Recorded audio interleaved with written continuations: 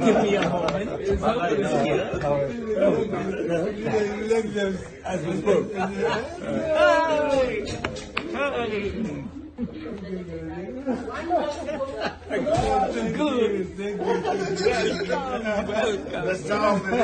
That's so good. One more to go back.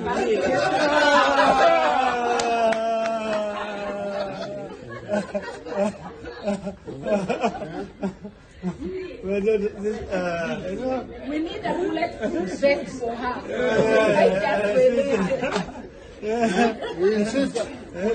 Before we get started, I have a message that should be of great interest to many on this channel. Now, we are rapidly approaching that time of the year when many go back to the village to see our relatives back home in the rural areas and to see how they're doing.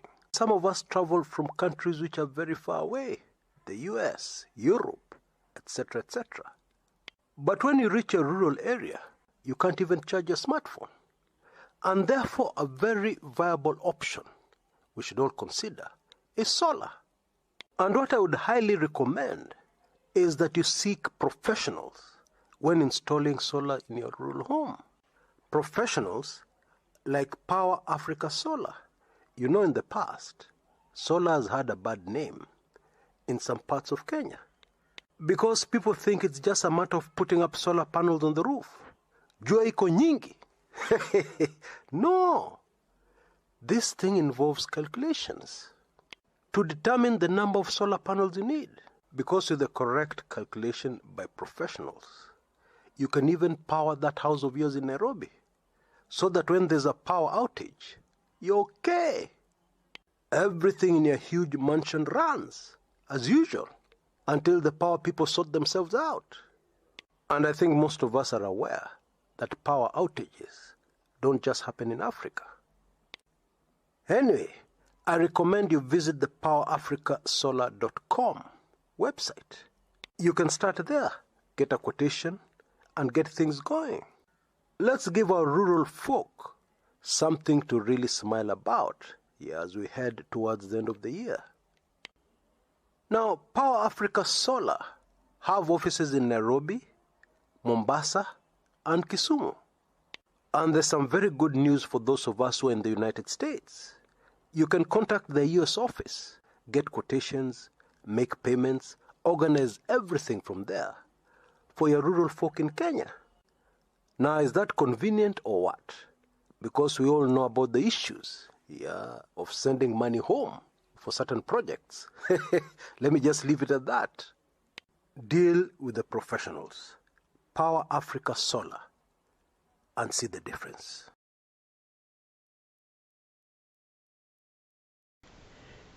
In the entire history of our country, there's never been a time when so much responsibility was placed on the shoulders of a handful of Kenyans. Actually, just 7 Supreme Court judges who hold the fate and the destiny of the country called Kenya in their very hands. Many supporters of William Ruto and many Azimio supporters, and indeed supporters of Raila Odinga, have stubbornly refused to see this for what it really is. Because this is not a battle between Raila and Ruto. No. This is indeed a battle for the very soul of the country called Kenya. It is that serious. because amongst many other factors, a Ruto presidency would take the country in one very clear direction, and a Raila Odinga presidency would take the country in the opposite, very different direction. And where we are, the direction that the country ultimately ends up taking is so critically important that it's going to influence and decide the destiny of many generations of Kenyans to come. My friends, that is the stark reality. Bottom line, the 7 Supreme Court judges will have to not only look at the matter before them and make a decision, but even in making their decisions, they will be forced to look at the country after their decisions. What will happen? What should happen? What is expected? What will their decision do to the vast majority of Kenyans? Whichever way you look at this, whatever decision the Supreme Court makes will have far-reaching consequences for the country for decades to come. That is the truth. But even as this drama unfolds, and even as Kenyans wait with bated breath for Monday, there is something that has happened that has sent cold chills up the spines of those who support Azimio and Raila Odinga. The Americans, through their State Department, have issued yet another advisory warning their nationals to avoid at all costs this coming week the city in Kenya called Kisumu. Now you remember, there was an earlier advisory which many analysts ignored, which many analysts thought meant nothing.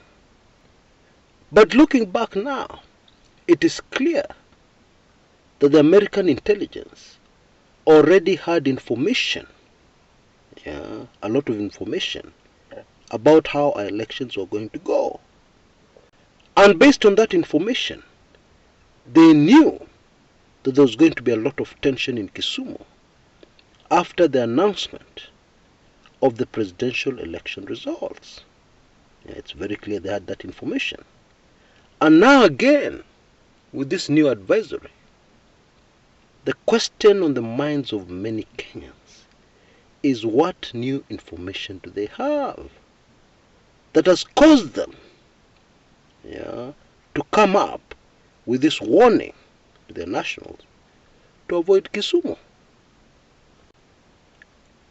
Many Kenyans are assuming that the reason for this development may be because the Americans know that the verdict from the Supreme Court will cause even more tension in Kisumu.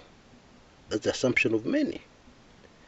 Nobody has taken into consideration another possibility, and that possibility is wild celebrations in Kisumu that could get out of hand.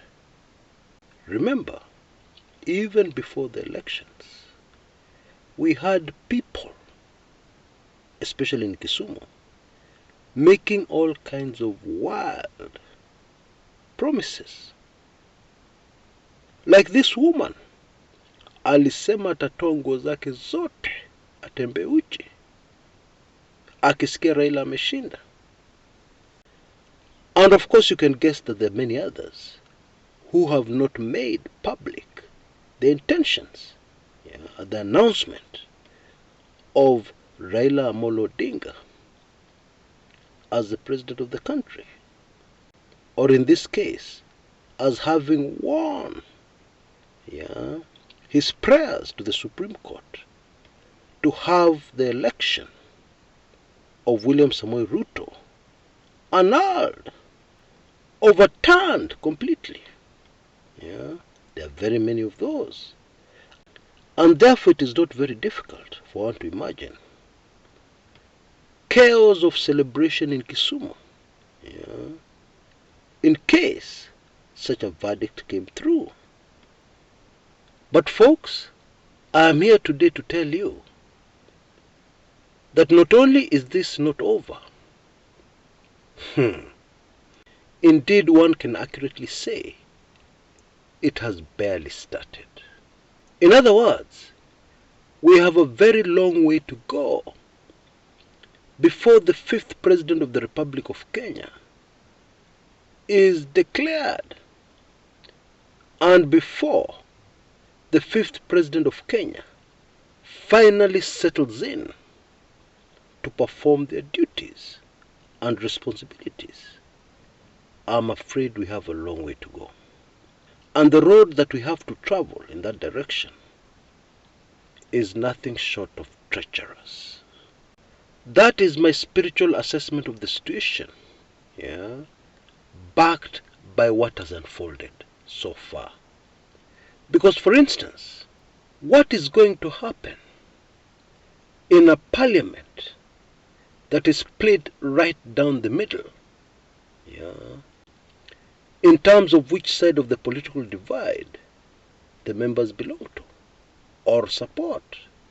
And yet it is this same parliament that has to pass some very important bills for Kenya to see the way forward. Again, based on what happens to William Samoei Ruto, how is the Rift Valley going to respond? Bottom line, there are just way too many unknowns going forward in the nation called Kenya. The path ahead is very far from being clear or clear-cut. That is the problem. You know, just today, somebody was commenting to me that the people up there, some key leaders in our country, know a lot that the rest of us do not know, especially based on their behavior. Baba is very relaxed, indeed way too relaxed. What does he know that we don't know? Baba recently took the opportunity to congratulate his lawyers, and it was a kind of celebration. But at the time this was unfolding, Kenyans had not received any news of any victory for Raila Odinga and Azimio. So what is this that Raila knows that the rest of us do not know? Because you normally congratulate people after they have completed something successfully and achieved something successfully. But when you don't know what is ahead, you don't know what the decision is going to be, then it becomes difficult even to get into that mood of congratulating your lawyers, your people who fought for you in the Supreme Court. It is possible, but it is difficult to get into that mood. And clearly Raila Odinga, in the clip I showed you at the beginning of this show, was in a celebratory mood. President Uhuru Kenyatta visited Mombasa. He was in high spirits. His body language did not suggest defeat by William Samoei Ruto. No way. It portrayed success and confidence. It portrayed a man in full control of the situation. So what is it that the president knows? Some critical information that the rest of us do not have. Part of the answer will be found in my very latest weekly intelligence briefings, number 85. This is highly sensitive information, yeah, which clearly points to where we are right now. and even more interesting, points to what we're moving into, what is immediately ahead of us. If you're already a member subscriber, look out for WIB number 85 in your inbox shortly, within the next few hours. And in case you're not yet a subscriber, please take advantage of our latest offer. Details should be on your screen right now. This is an amazing offer. The price is drastically reduced. Take advantage of it, and you'll also be able to take in all the other WIBs from number 1 to number 85, but especially number 83 and number 84 alongside number 85, WIB number 85, because those particular weekly intelligence briefings reveal what is really happening behind the scenes, which is critical. Yeah, because it must happen behind the scenes first before it comes out into the public.